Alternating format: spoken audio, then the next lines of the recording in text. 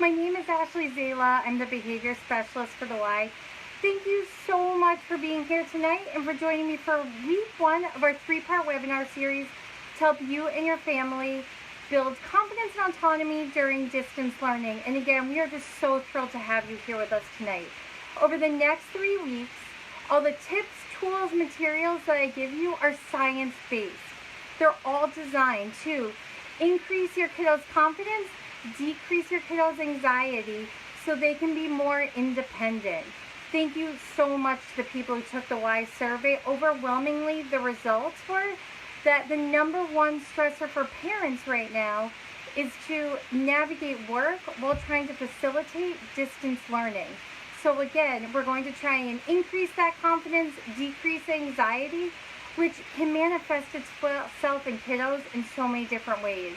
Moodiness, anger, frustration, and when we decrease that and kiddos are feeling better about themselves, that is when their independence will be able to increase and you can do what you need to do to meet the demands of your job. Within the next 10 minutes, I'm going to tell you the number one behavior technique that I use. It is also my favorite. I use this technique when I'm working with kids on the spectrum, ADHD, anxiety, all the way from preschool to high school age. This trick is even used with kiddos verbal, nonverbal, and it works like a charm for typically developing kiddos.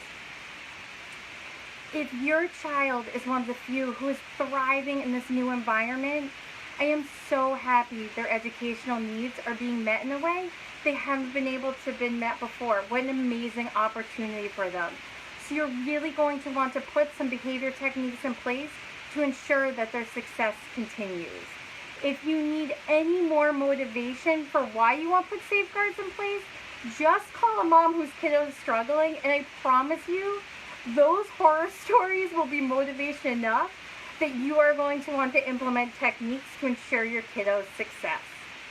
So, the number one behavior technique I use with kiddos is behavior momentum. All behavior momentum is meaning that you have your kiddo do something they feel super confident they enjoy doing before you have them do something that they don't feel as confident doing or they don't want to do. I know what you're thinking right now. And it's the same thing that teachers, camp counselors, after-school providers tell me. It's that, wait, this sounds like it's going to be more work. Also, I'm sure you're thinking, didn't you just tell me that you were going to try and increase my kiddos' confidence, decrease anxiety so they'll be more independent because I have to do work? And I would say, yes, you're absolutely right. But here's the thing. We have a behavior happening that we want to see less of or a stressor. And that for us right now is distance learning. It's not going away until school gets out. We're in it right now. We're all tired. This has been so stressful the past couple months. So let's use all of our energy to implement proactive, positive behavior strategies to help our kiddos. Because if not, here's the thing. Either way, you're going to have to deal with the behavior, right? Distance learning isn't changing right now. It is what it is. So if not, then you're going to have to be reactive. And that's where the anger, yelling, and frustration comes into play.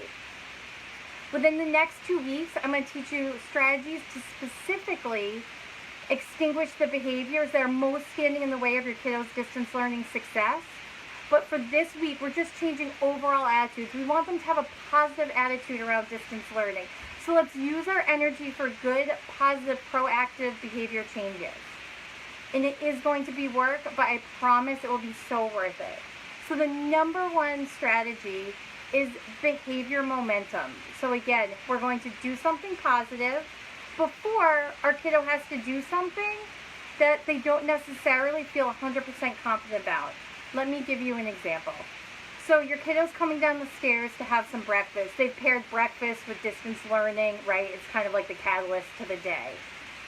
So you see the look on your kiddo's face. You could just look at them and say, hey, quick, rocks, paper, scissors, best out of 3. Go! Rocks, paper, scissors, shoot!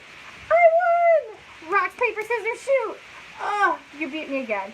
Rocks, paper, scissors, shoot! You beat me again. How do you do this? Rematch after breakfast, kiddo.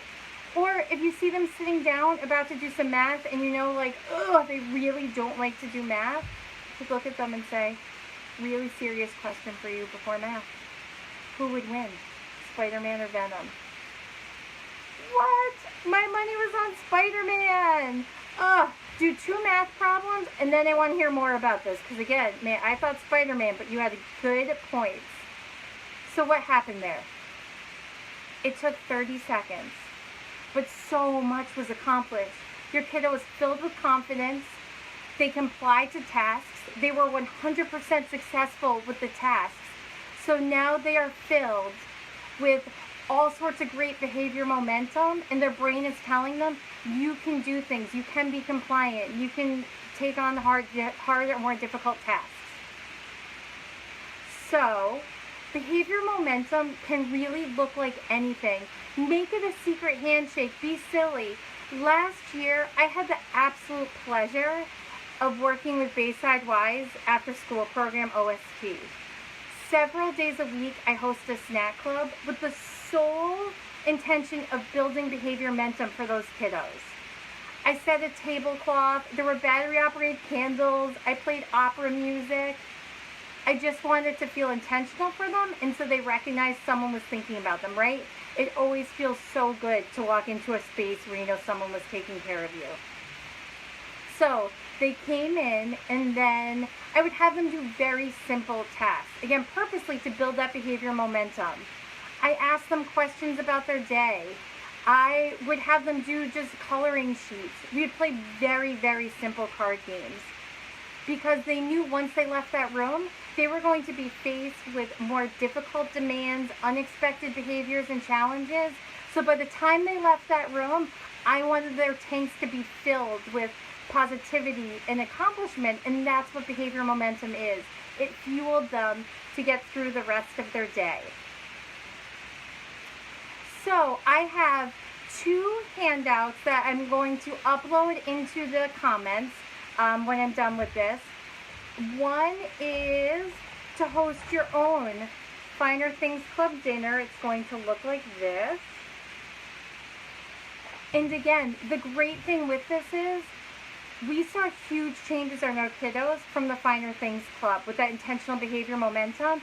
Anyone in your house gives you a hard time about doing this, we have data to prove that it actually works.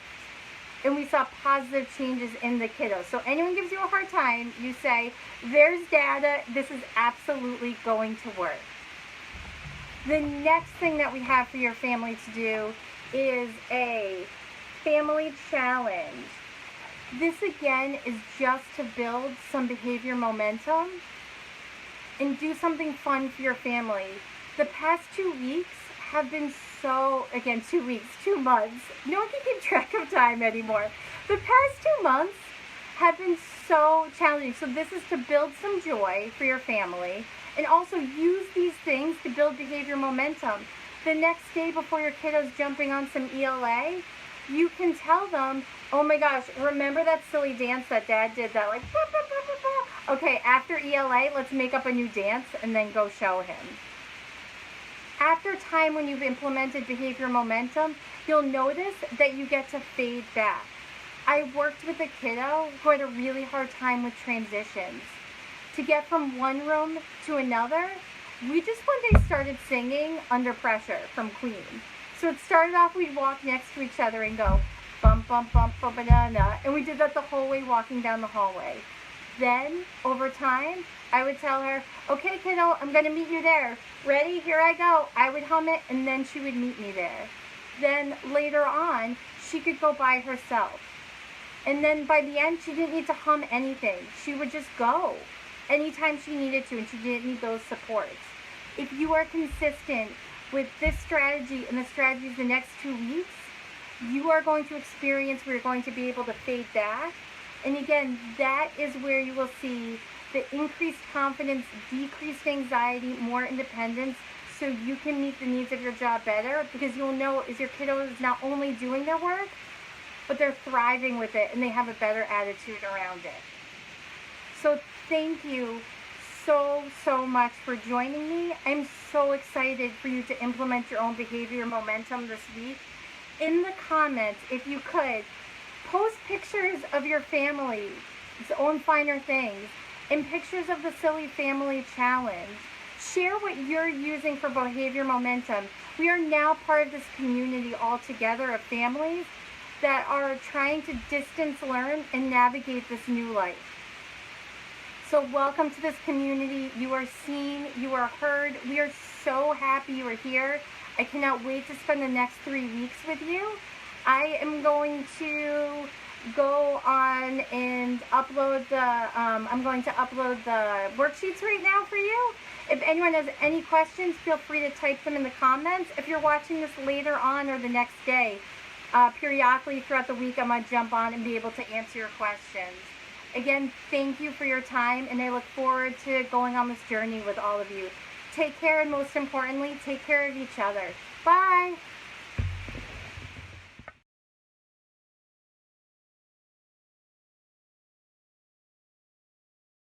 Hi everyone, I'm Ashley Szala, Behavior Specialist for the Y. Thank you so much for joining me for week 2 of our 3-part webinar series, Building Confidence and Autonomy for You and Your Family Around Distance Learning. Tonight we're going to be focusing on easing anxiety for your kiddos during this time. So last week we talked about behavior momentum. All behavior momentum is giving your kiddos something easy they enjoy doing before giving them a task that's more difficult. I used the example last week of doing rocks, paper, scissors, shoot before math for your kiddo. This just fills their tanks with confidence and validation, and they're given the fuel they need before they take on more difficult tasks and expectations.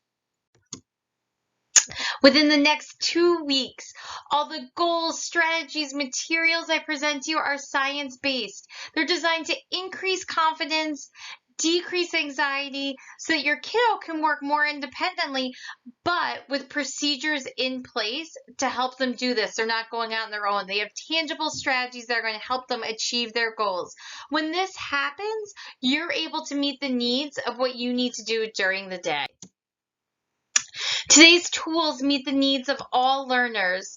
This is preschool through high schoolers. If your kiddo identifies as neurodivergent, ADD, ADHD, or is on the spectrum.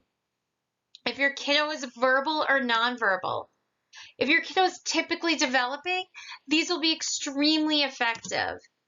And if your kiddo has not been struggling with distance learning, and actually it's the first time their educational needs are being met in a way they haven't before, you're definitely going to want to put some safeguards in place to make sure their success continues.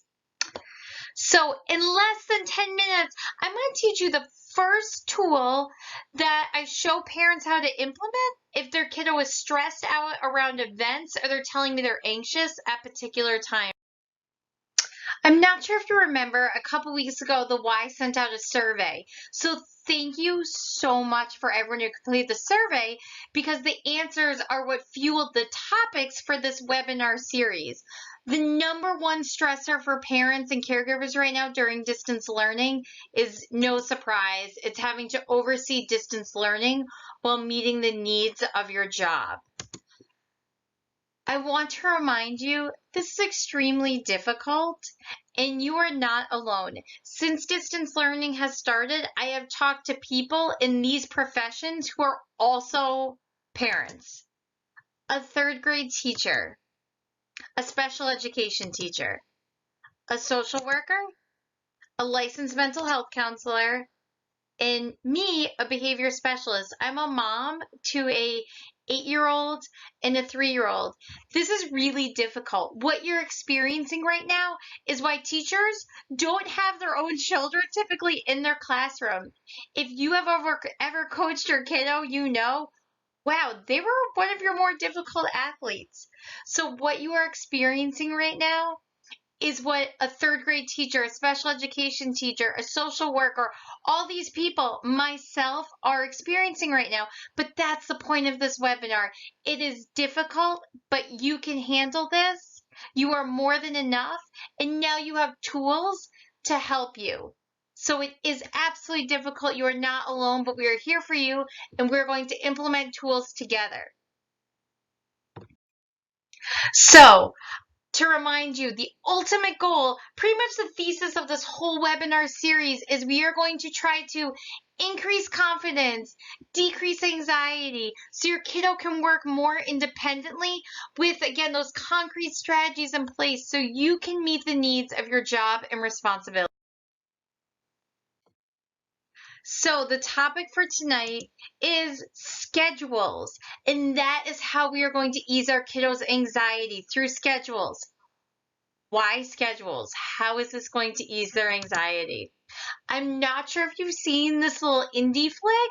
It's called Frozen 2, right? We've all seen it a million times, especially if you have children.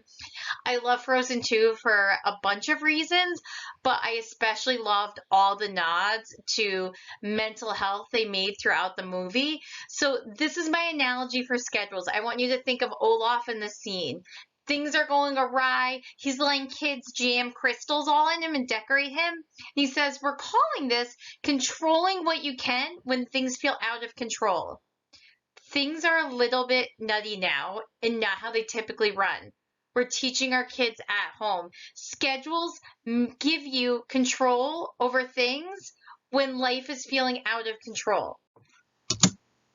So schedules also show us what we have accomplished and what is going to be happening next.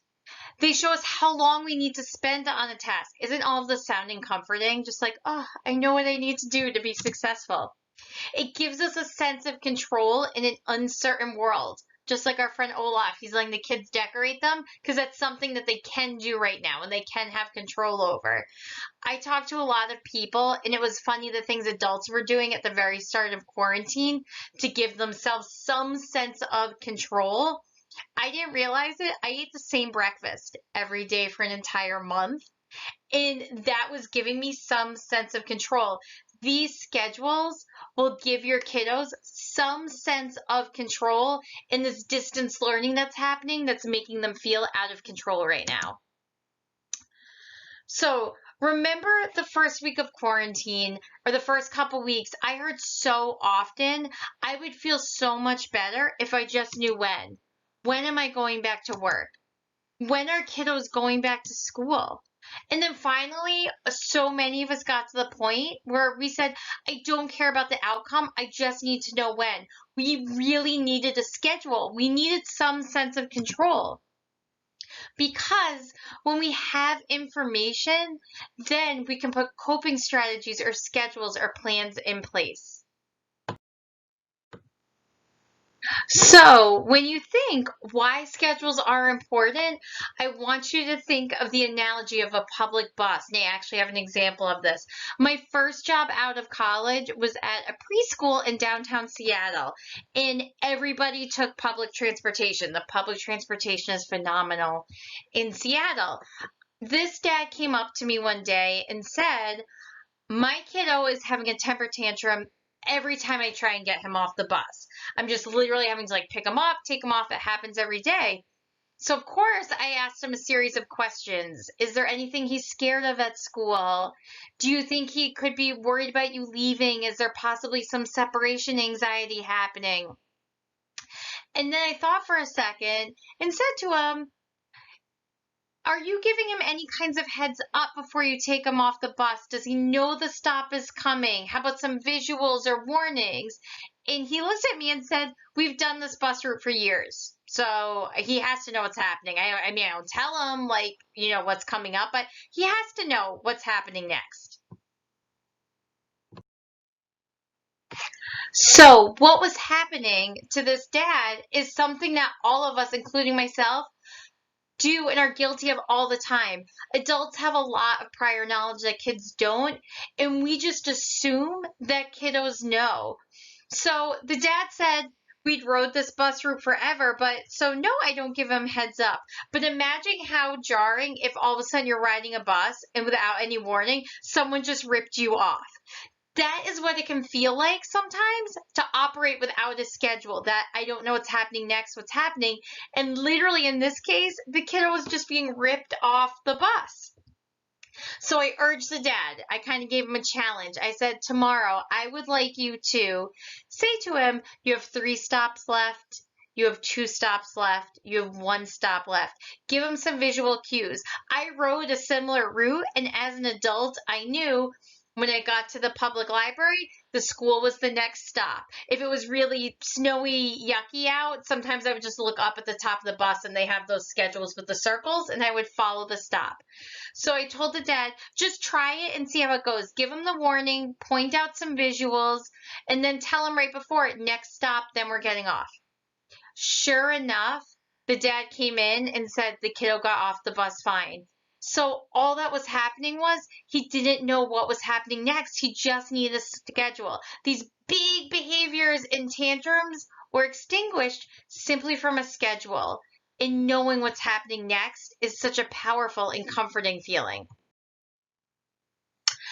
You are the expert on your kiddo above anyone else.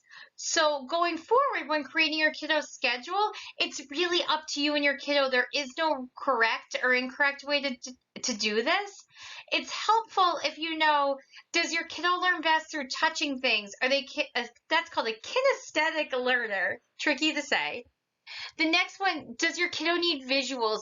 Do they learn better from not only words, but also seeing pictures? Do they need a larger print? Also, if you're unsure the best way your kiddo learns, that is absolutely totally normal and expected because kiddos can learn differently in different environments. At the start of distance learning, I was talking to a friend and she said her kiddo was bouncing all off the walls. They couldn't figure out what they needed. So I suggested just call the school and see what they do. Sure enough, the school said, oh, the kid sits in a rocking chair. Parent had no idea that that's what they were doing during the day. They knew there might be some alternative seating, but didn't know that was the specific one that worked best for their kiddo. Put their kiddo in a rocking chair, super successful going forward. No one expects you to know all the answers. That's why we have a community and a village. So reach out to your kiddo's school if you need help figuring out the best way your kiddo learns. So this is the first schedule that I'm going to teach you how to implement. And the next slide is actually a pre-recorded video of me explaining for you how to do it. So enjoy. So the first schedule that I'm going to show you how to implement is the to-do all done or work all done model. Here it is right here. To make this so super duper easy, in the comments, just like last time, we're going to post this template and everything you need, these little icons right here for preschool age and school age. So you can print them out. In a perfect world, you would laminate them and then add Velcro to them to keep it straight. If you are doing it like this, I always say to do the hard Velcro on the hard surface and then put the soft Velcro on these guys. That's the way it's consistent. But this is not a perfect world right now. I went to the store. They didn't have any lamination sheets, any of like the self-stick ones, and no Velcro. So here's a little pro tip. You could just use some packing tape to laminate, and I just use duct tape on the back of them. And then all you're going to do is when your kiddo, before your kiddo comes down in the morning, have them all set to go on the to-do side. Talk to them about what their schedule is going to be, go over each individual one, and then as your kiddo completes the task, have them just take it and then move it over to the all done side. Just like that. If you have a kiddo who enjoys tactile sensation, sensory, they're going to love the Velcro of pulling it off, moving it over. If you are using Velcro, make sure you back this some cardboard, just cut up an old box and then put it on the box before you put the contact paper over it, lamination, whatever you want to use to make it nice and sturdy. And yeah, you're just going to move them over as your kiddo completes it. Make sure you're praising them. Make a super big deal about it. And some schools just you have to complete a certain amount of work. Other schools, they have specific time blocks for each subject. So if you want to do a time block, I'm just going to do a line to show you how this works. But this is going to blow your mind. So Sharpie, you could write the time. And then to change it every day, dry erase actually takes up Sharpie. I'm kind of doing this backward because of the camera. And then, yeah, it just completely erases it. How cool is that?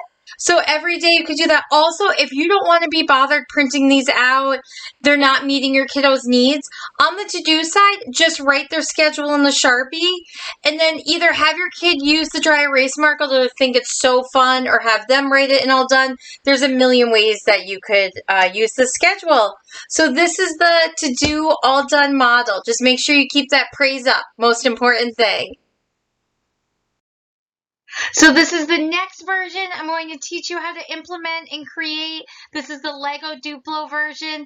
And just like last time, the following slide is a pre-recorded video of me teaching you how to implement it. So the next schedule that I'm going to show you how to implement is the Lego or Duplo model. You're going to do the same thing that you did for the work all done model. You are going to cut out whatever schedule icons meet the need of your kiddo. Same, I just use tape right now. A perfect world, you can use Velcro, put the hard Velcro directly on the blocks, and just line up their schedule. There are so many ways you could do this. If you have a kiddo who's older who you think would really appreciate the little Legos and building a really intricate structure, you could color code each of the schedule pieces to whatever color meets their Lego. Like for right here, breakfast, I could underline it red. As they complete it, say go find a red piece and they could build. But I'm going to show you this one right now. But be creative, imaginative, collaborate with your kiddo, talk about what works for them. So how you would do this is when your kiddo comes down in the morning, have this set up. You're going to show them what their day is going to look like, explain each thing, and then as they complete it, say, come on over, take off that first piece. So breakfast is done. You could have a bin with from the previous sheet the all done piece of paper, attach it to the bin, have your kiddo toss it in. You could almost do like across the room. Awesome job, kiddo. What's next? Morning meeting. You did it. Look at you're plowing through that Lego block. Next, and then have them keep on going through and say, oh, look at one more until lunch. You have finished your lunch. Awesome job. Recess. You're done. First half of the day is done, kiddo. No more blocks. Again, this is where you have to know your kiddo. If you think they enjoy building up, you can have them build up too instead of taking it down. Another way to do this, again, just like before, if you don't want to print out everything, if this is easier for you, and some mornings it just will be, you can write directly on the Duplos. And again, the same trick works just when you're done at the end of the day. Just take it. You can use the dry erase marker, and then it will just wipe right off. Isn't that so neat? It will wipe right off, and then tomorrow you can start again and do brand new schedule, however it meets your kiddo's needs. So that is how you do the Lego Duplo model. And again, be creative, have fun. There is no correct or incorrect way to do this. Good luck! So I hope that both those demonstrations made sense on how to create and implement those two different versions of schedule. So here are just some additional tips. Make it fun. The sillier, the more interactive, the better. Also more personalized. Your kid will be way more eager to use it.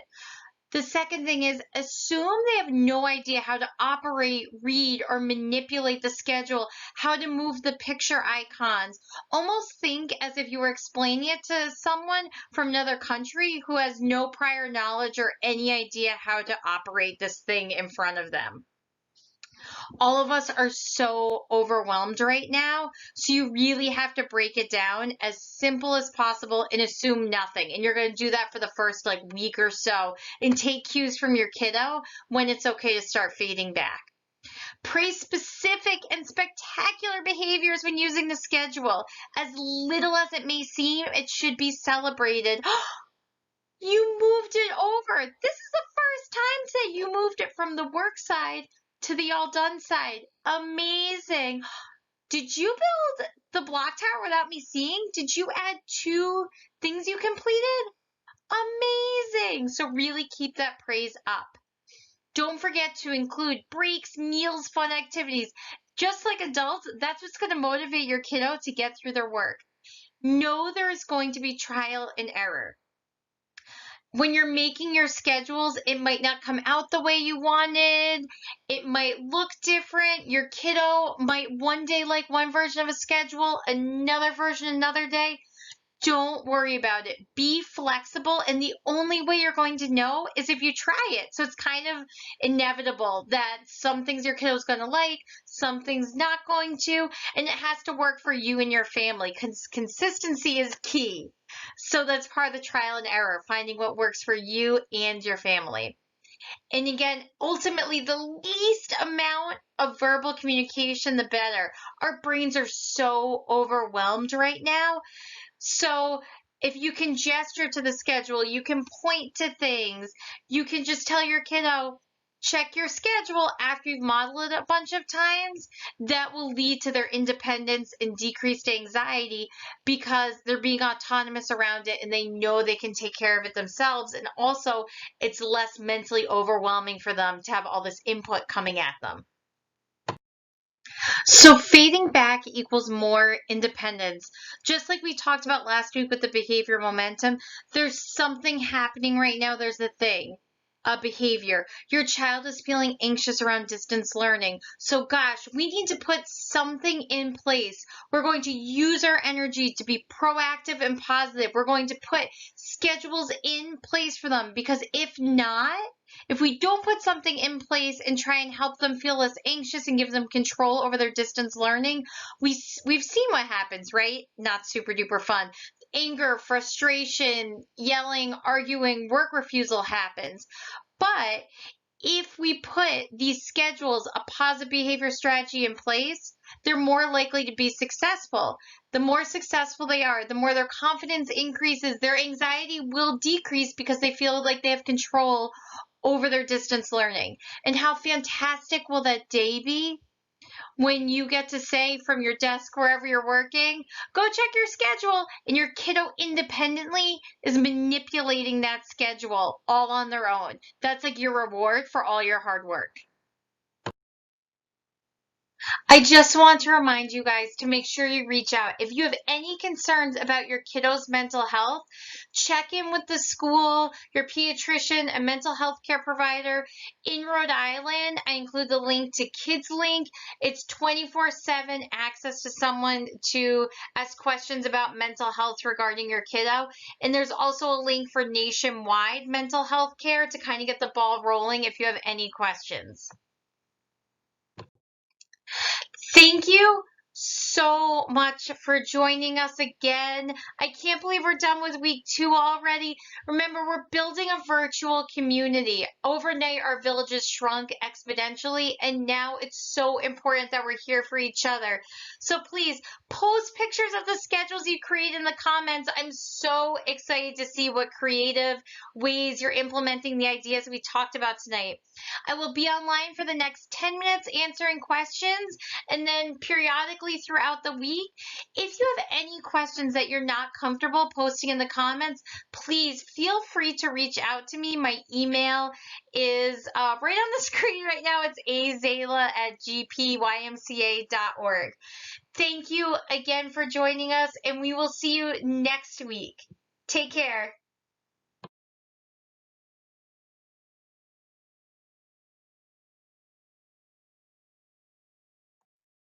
I'm going to share my screen.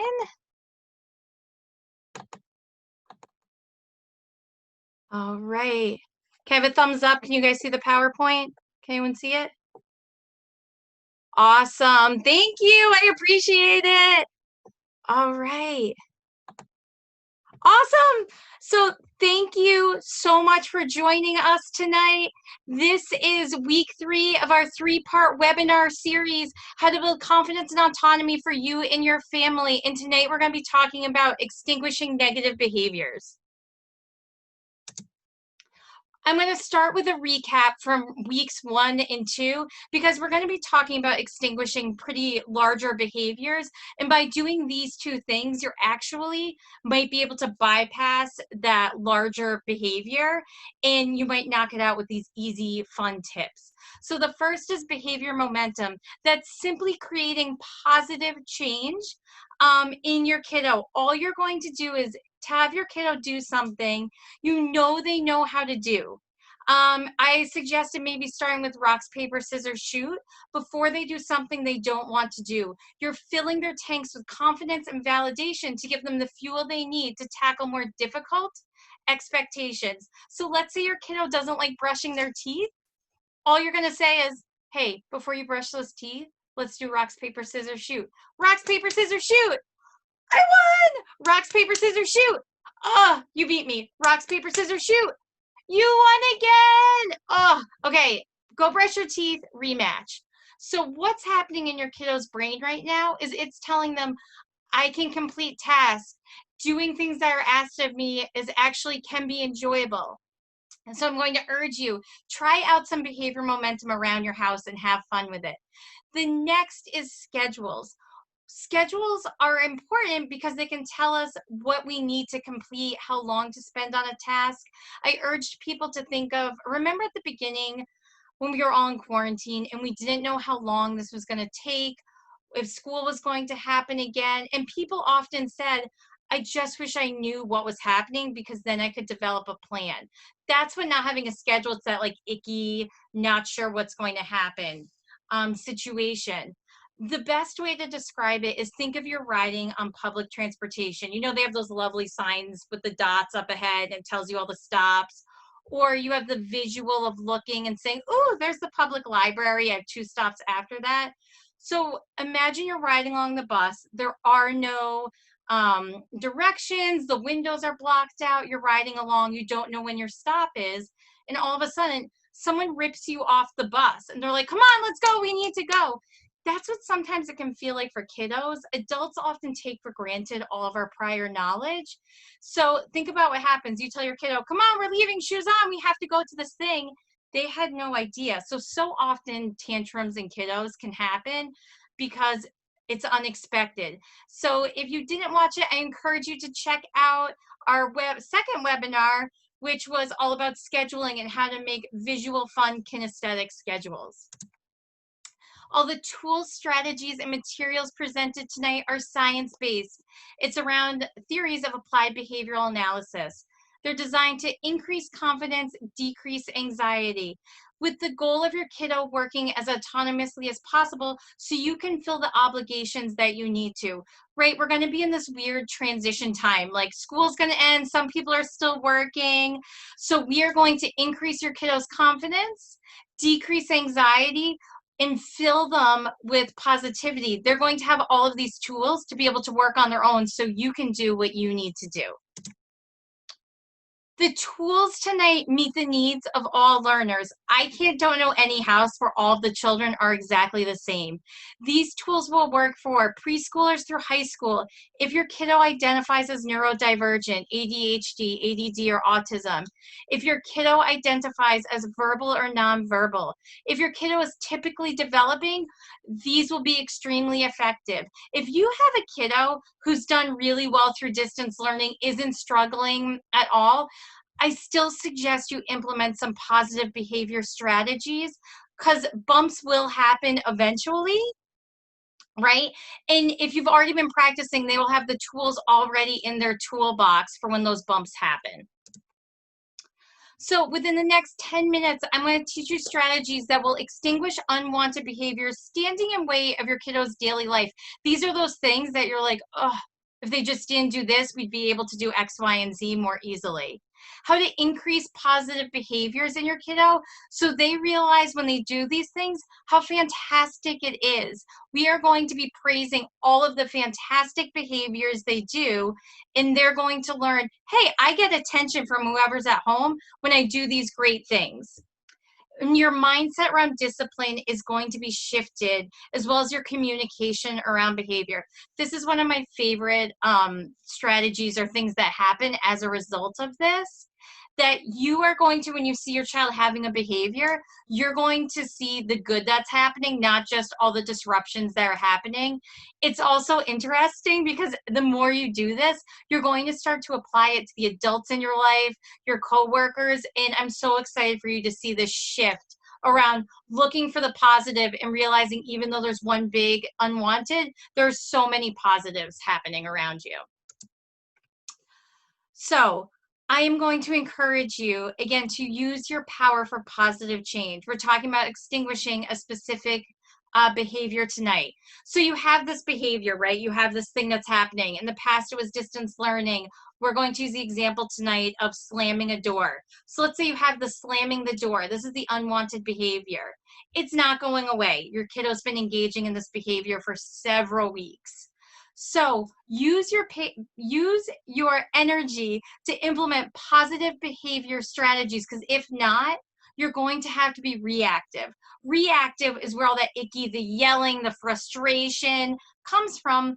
Also, you're inadvertently reinforcing the behavior. You're bringing attention to it. So all you're teaching your kiddo is, oh my gosh, when I slam the door, even though mom's yelling and, maybe sighing, all of these things, they're still getting attention from it. So you are going to use your energy and your power to change behaviors using positive behavior strategies. The behavior momentum, the scheduling, and tonight, reinforcing your kiddo's positive behavior.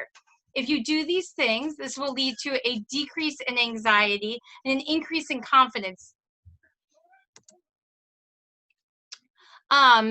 So we're going to choose a behavior to extinguish. This should be something that is observable and measurable, is the first check mark that you're going to kind of like tick off on how to extinguish a behavior. Observable and measurable simply means you can see it with your eyes. Hold on. I'm going to go close my door real quick because I'm also a mom and my kiddos are running around downstairs and my dog just pushed the door open. Hold on one second.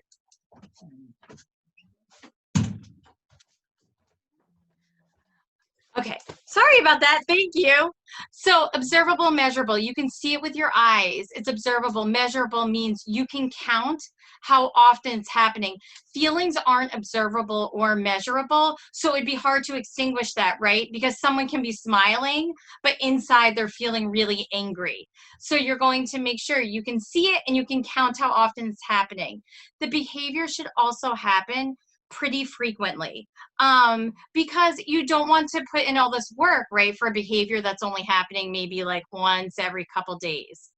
Also, the behavior shouldn't meet a need that your kiddo can't control. So these are tics, self-stimulatory behaviors, because those can be caused by medication, trauma, other major events. If your child's doing those things, or engaging those behaviors, you want to address that with your doctor, a BCBA, anyone in that medical field.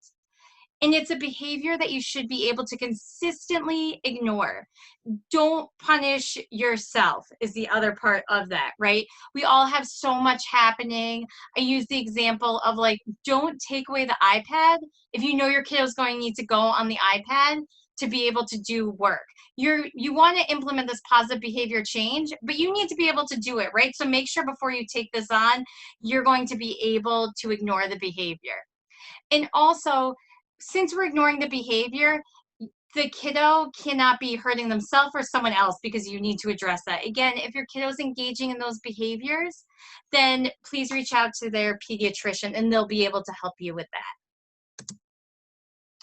So let's get started. Let's look at a behavior that we're going to extinguish. So here's almost like a little case study.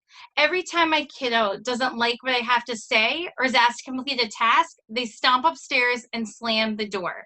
Okay, so pretend you're in your house, something's happening. So this is our case study. You're going to choose one specific behavior that you would like them to stop. You choose one behavior because it can get overwhelming if you're trying to ignore all of these different behaviors, and you won't actually be able to see that positive change because you're focused on so many different things. So you're just going to pick one behavior happening that you would like to extinguish. You're going to think back now to that criteria, go over the checklist, go back to that slide. Is it observable and measurable? Can I see it? Can I count it? Are they not hurting themselves? They can't help the behavior. So the behavior going forward that we're going to extinguish is slamming the door. Because you know what, the stomping the feet, I can get over that, but the slamming the door is really being disruptive in our home. So find the pinky toe, and you're going to find out what that means. But I want you to keep that image in your head. Always think of, okay, I'm going to find the pinky toe. Now that we have the behavior we're going to ignore, we're ignoring the slamming the door, we want to reinforce the positive. And all the positive things your kiddo is doing, the more the better. You're going to flood them with positivity. Be as specific as possible. Kids hear great job all the time. You want to pinpoint the specific and spectacular that they are doing, because we want them to do more of it, and they can't do more of the positive things if they don't know what they're doing, right? So, wow, your sister was really difficult today, and you used kind words when you just talked to her. Thank you for feeding the dog in the morning. I know you're tired. Those are specific things that your kiddo is doing. And because you're praising it, they're going to do that more. Again, we're trying to increase positive behaviors so that your child will learn, hey, I'm not getting any attention when I engage in these negative behaviors. They can slam the door all they want. You're going to ignore it, but you are going to praise, wow, I love the way you had walking feet. Because that's great. They're walking. Even though they're slamming the door, they were walking. That's great. So this can be really, really difficult to do, especially if you're in those moments of really big disruptive behaviors and there's lots happening. I worked with a kiddo who, when he got mad, he would come into an office, slam a door, start swearing, throwing things, stomp his feet. But you know what? He did all these while he was sitting down. So all of these other behaviors were happening, and as long as he was staying safe, I didn't acknowledge it, but I would tell him, you seem really upset, but you're sitting down. I'm so proud of you, because that must be really, really difficult to do while you're so upset. You're sitting down though. So really look, and it's going to take practice, especially if your kiddo's engaging in behavior or it's really frustrating. You know, you get to that wit's end where you're like, look for the calm pinky toe. It's amazing. Kids that are, in crisis, yelling, screaming, will all of a sudden say, thank you. When you compliment them, you'll see their body calm down, because they know they're not getting attention for the other things, but you are giving them attention to the positivity that they're doing. So let's practice. This is the sheet that we will also post on social media. You can take it off this. This is your behavior brainstorm sheet. So let's see less of this. If I was doing it, I would write down slamming the door. More of this. You're going to write down all the positive things that your kiddo is doing. And this is almost like a cheat sheet for you. So the more of this column, you're going to look for those things throughout the day and make sure that you're praising them. So if you can pick one positive behavior too around that event of that big stuff, like I had said, the kiddo sitting down even though they were swearing, throwing things and all of that. So for me, the slamming the door, well, they used walking feet in. So when they come out or I see them, I could say, wow, I really like the way you used walking feet. It's great if you can find one positive behavior in that big moment, and then throughout the day, find the specific and spectacular little things they're doing and reinforce those. And again, they're going to learn, I'm not getting any attention from the negative stuff, but wow, mom is really telling me I'm doing great at all of these other things. Beware the extinction burst. Consistency is everything, and stay strong. An extinction burst is simply your kiddo's brain saying, hey, I'm not getting attention for this behavior I was engaging in. I better really ramp up that behavior, because she has always paid attention to that behavior in the past. So I better really ramp it up so that she continues to reinforce it.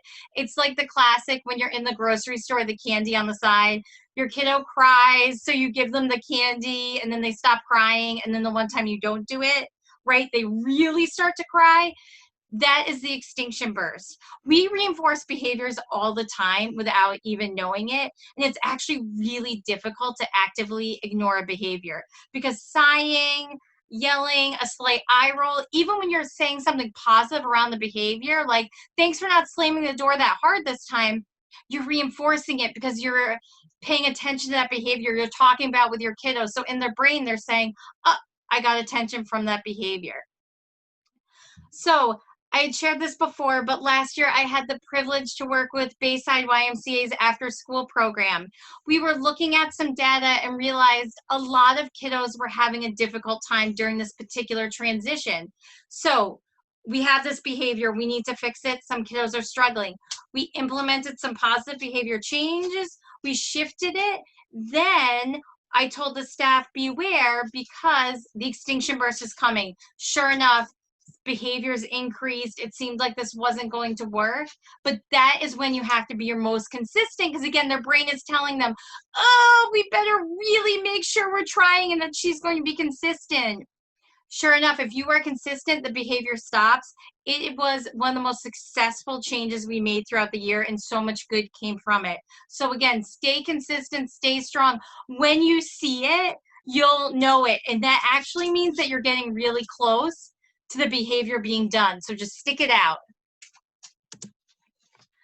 Be easy on yourself. This is really tricky stuff. If you're living with a kiddo with some big behaviors happening, it can be mentally and physically exhausting. Strive for progress and presence, not perfection. Just show up every day and try. When in doubt, find that one positive and comment on that. You know, when you're in those moments where you're like, oh my gosh, you're really about to lose it, either walk away, or if you can, find the one positive they're doing. It will bring a calmness to you, and then your child will feed off of that energy. We have all heard these cliches, right? You can't pour from an empty cup. Put on your oxygen mask first. When you're trying to extinguish behavior, like I said, actively ignoring is actually really, really difficult to do and can be mentally draining. It's really hard when you see your kid doing these things to not comment on it.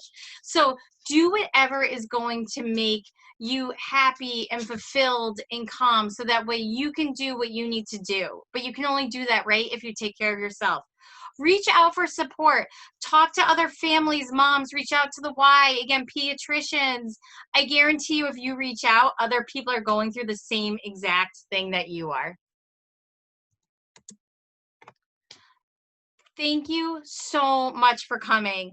These past 3 weeks have been so fantastic, and I have loved being able to connect with you and hear stories about how all these positive behavior changes are going in your kiddos' lives.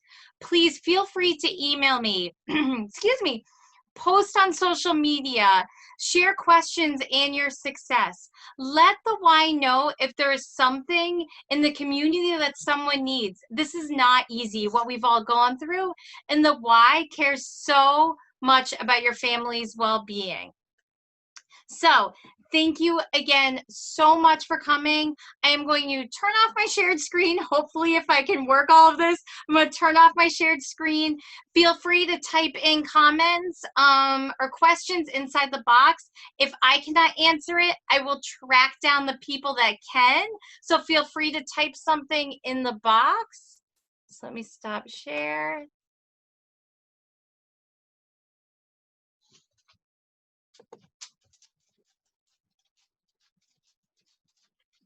All right.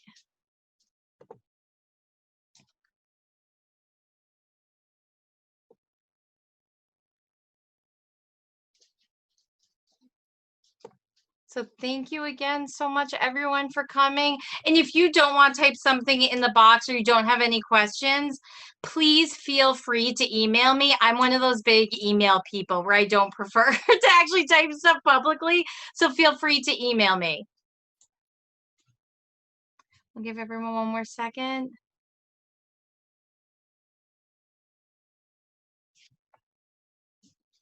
All right. Well, thank you again. Oh, thank you. Thank you again so much for coming tonight. Again, we really, really appreciate everyone. I so enjoyed being able to connect with you in this way. You can hop on Facebook if you need the previous 2 presentations. And I look forward to seeing all of you soon. Take care. Be well. Bye.